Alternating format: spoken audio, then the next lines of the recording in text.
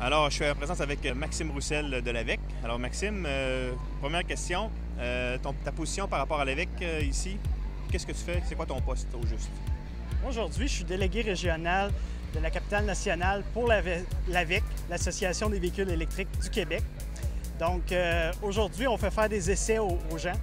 C'est des propriétaires de véhicules électriques, des bénévoles, nos membres de l'AVEC, qui viennent aujourd'hui faire essayer le véhicule à la population pour faire la promotion du véhicule électrique. Donc, nous, on n'est que des bénévoles. On n'est pas associés vraiment à des concessionnaires. Donc, c'est ça. Bon, parfait. Alors, vous êtes combien de membres aujourd'hui à l'AVEC? On est près de 2000 membres, 17 directeurs régionaux, puis 200 bénévoles. Parfait. Et la progression, si on compare à l'année passée, par exemple, c'est combien de personnes? Pour les membres, ça double à chaque année. Excellent. Et au niveau des véhicules, je pense que j'ai cru voir qu'à partir de 2011, on a commencé à compiler la quantité de véhicules électriques qui sont sur la route ou qui sont vendus. Présentement, par rapport à 2011, on regarde quoi? Ça regarde quoi comme le nombre de véhicules sur la route? À partir de 2011, on a vu une progression doublée à chaque année.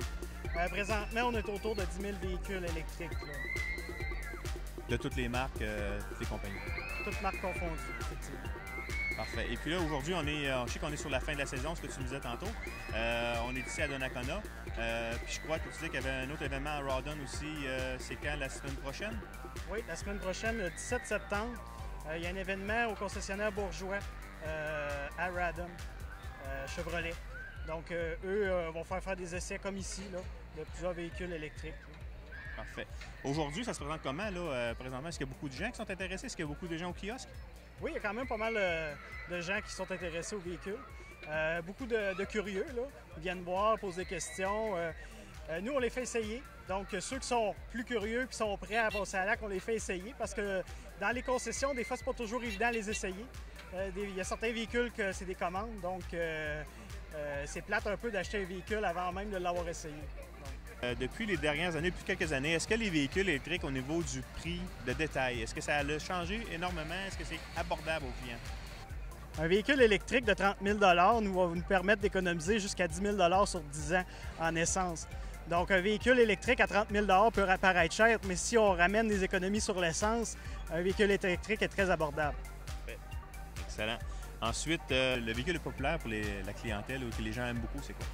Le véhicule électrique le plus populaire, c'est la Chevrolet Volt. Parce qu'elle offre 60 à 80 km d'autonomie électrique. Par ensuite, il y a un moteur à essence qui embarque pour poursuivre. Fait que ceux qui veulent vraiment voyager, c'est le véhicule idéal. Tandis qu'un véhicule électrique, 100% électrique, devra être rechargé à la fin de sa recharge. Donc, il y a encore certaines craintes reliées à ça.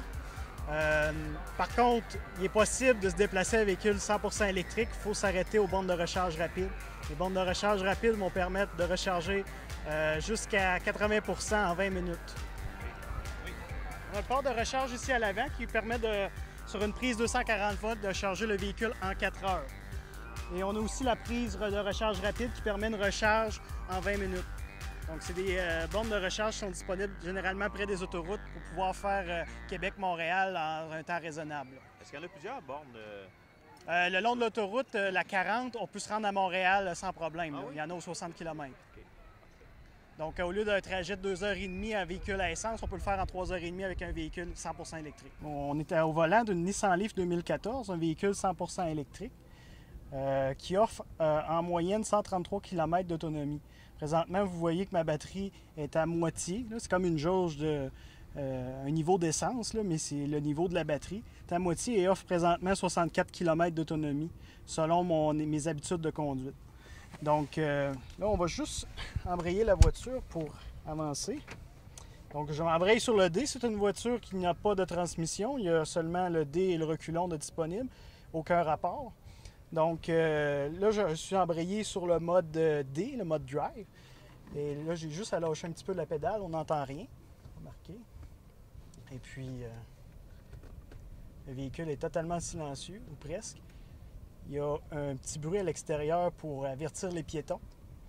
Un bruit de secoupe volante. C'est un véhicule qui répond très bien lorsqu'on appuie sur la pédale. C'est un véhicule qui accélère très bien. C'est pas un véhicule qui est vache, comme on pourrait penser. C'est pas un car de golf, là. Donc, on a la puissance là, affichée. C'est comme le RPM de la voiture. Quand on appuie, les petites bulles augmentent. Puis quand on relâche, les petites bulles rechargent la batterie. Donc, quand on freine, ça recharge la batterie et prolonge l'autonomie du véhicule.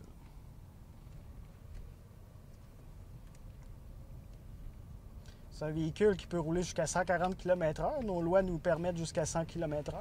Donc, c'est un véhicule qui peut aller sur l'autoroute.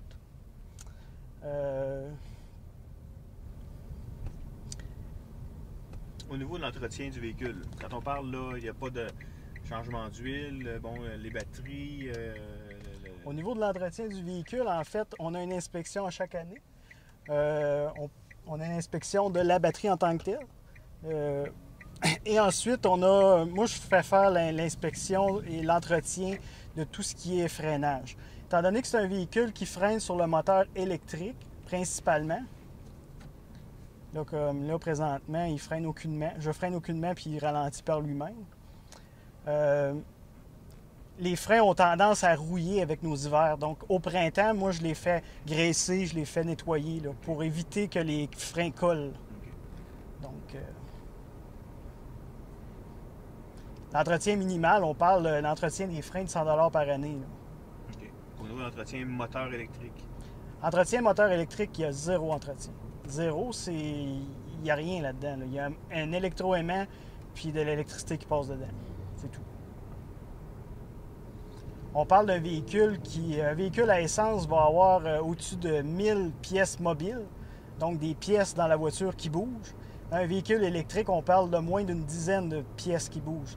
Pas de transmission. En fait, il y a une transmission, mais c'est une transmission à un rapport. Pas de transmission là, complexe comme dans un véhicule ordinaire. Au niveau des performances l'hiver, est-ce qu'on a une baisse de performance l'hiver? Les performances sont les mêmes, c'est l'autonomie qui va diminuer. Dans les pires conditions, jusqu'à 50 %. En moyenne, on va parler de baisse de 30 à 40 % d'autonomie. Parfait. Puis quand nous, au Québec, il fait froid, donc on veut démarrer l'auto l'hiver pour chauffer. Est-ce qu'on peut faire ça avec un véhicule électrique? Le véhicule électrique permet il y a un démarreur à distance qui vient avec une application mobile. Donc, dans le cas de la Nissan Leaf, entre autres, là, on a juste sur notre cellulaire à demander le démarrage à distance. Et à ce moment-là, le chauffage va démarrer, mais avec le fil. Donc, ils ne prendront pas l'énergie dans la batterie, mais via le fil qui est connecté à la maison. Donc, on ne vient pas amputer l'autonomie et le véhicule vient rapidement très chaud. Là. On parle d'un chauffage électrique et non pas un chauffage qu'il faut attendre que le moteur à essence soit chaud. Là. Donc, un moteur, c'est comme une plainte électrique finalement. Ça chauffe instantanément. Si on utilise les sièges chauffants, justement, ou le chauffage l'hiver, ça réduit aussi l'autonomie de la batterie? Bien, dans mon 40 % que je vous ai dit tantôt en perte, il y a le chauffage. C'est sûr que si on coupe le chauffage, on va augmenter l'autonomie, mais couper le chauffage l'hiver, c'est pas vraiment une bonne idée parce que les vitres vont s'embuer, puis on va avoir froid aussi au volant. Là. On s'ajoute un véhicule, c'est pas pour geler au volant. Là. Donc, si on voulait ça, on pouvait s'acheter une motoneige, par exemple, mais là, c'est pas une motoneige, c'est un véhicule. Moi, je coupe pas le chauffage. Je me prive pas du chauffage. Par contre, l'autonomie est, oui, effectivement, diminuée à ce niveau-là. On pourrait penser qu'un véhicule à batterie, aurait de la difficulté à démarrer l'hiver parce que, justement, quand on a un problème avec un véhicule à essence, c'est la batterie souvent qui est gelée. Il ne s'agit pas du même type de batterie. On parle de batterie lithium qui fonctionne jusqu'à moins 40. Là. Puis même, ils l'ont vraiment essayé dans des conditions pires que moins 40. Là. Okay. Donc, en hiver, à moins 35, on embarque dans la voiture, on appuie sur Start et le véhicule est prêt à opérer. Là. Présentement, la batterie est en train de se recharger. Je suis en train de descendre une côte. Fait que présentement, vous voyez là, les petites bulles vertes. Ça, c'est la régénération. On est en train de recharger la batterie et ainsi prolonger son autonomie. Les véhicules électriques et les véhicules hybrides, c'est leur force de récupérer l'énergie, d'être plus efficace qu'un véhicule à essence. C'est un peu pourquoi qu'un véhicule électrique est beaucoup plus performant en ville que sur l'autoroute. Des fois, on mêle un petit peu, là, on se dit que les véhicules électriques vont être plus performants en ville en termes d'autonomie que sur l'autoroute, étant donné qu'on peut régénérer l'énergie, ce que les véhicules à essence ne font pas. Les véhicules à essence, quand on freine, c'est de l'énergie perdue. tous les véhicules électriques viennent avec la climatisation, le chauffage de base. La climatisation fonctionne très bien. Et la climatisation, c'est pas ça qui va venir jouer le plus sur l'autonomie. On parle d'une perte de 5 à 7 km sur une recharge de 130 km. Donc, je ne me prive pas de la climatiser. Les véhicules électriques, on pourrait croire que sur la grande route ou quand on est pris dans le trafic, les véhicules électriques, on va perdre la batterie, ce qui n'est pas le cas. Un véhicule électrique, c'est un peu comme votre blender à la maison. S'il n'avance pas, il ne consomme pas d'électricité. Contrairement à un véhicule à l'essence, que lui, quand vous êtes arrêté, le moteur continue à tourner. Si on veut savoir, par exemple, l'année prochaine, ça se déroule comment? La saison va débuter vers quelle partie de l'année prochaine, au printemps? Mais généralement, on aime ça quand il fait beau, que les gens n'aillent pas froid, qu'il ne pleut pas. Là. Donc, on essaye les événements commencent au mois de mai, avril-mai. Puis ça dure toute l'année. Là. Vous allez sur le site de l'AVEC, aveq.ca. Il y a un calendrier des événements qui dit tous les événements dans votre région disponibles. Là. Donc, c'est ça. Donc, ce qu'on disait tantôt, la réponse des gens sont de plus en plus intéressés aux véhicules électriques, puis les membres ne cessent de grandir, c'est ça? Oui, le véhicule électrique est de plus en plus bien vu. Il y a toujours certains mythes qui persistent là, sur l'autonomie, sur la fiabilité, entre autres. Moi, j'ai un véhicule électrique depuis 2 ans, j'ai mis 25 $ là-dessus. Là. Donc, au niveau fiabilité, là, je vous dirais, là, moi, les gens ont peur, là, mais il n'y a pas à avoir peur. Là. Parfait. Excellent comme ça. Donc, un gros merci. Et puis, on vous souhaite bon succès. Merci. Bien, merci à vous.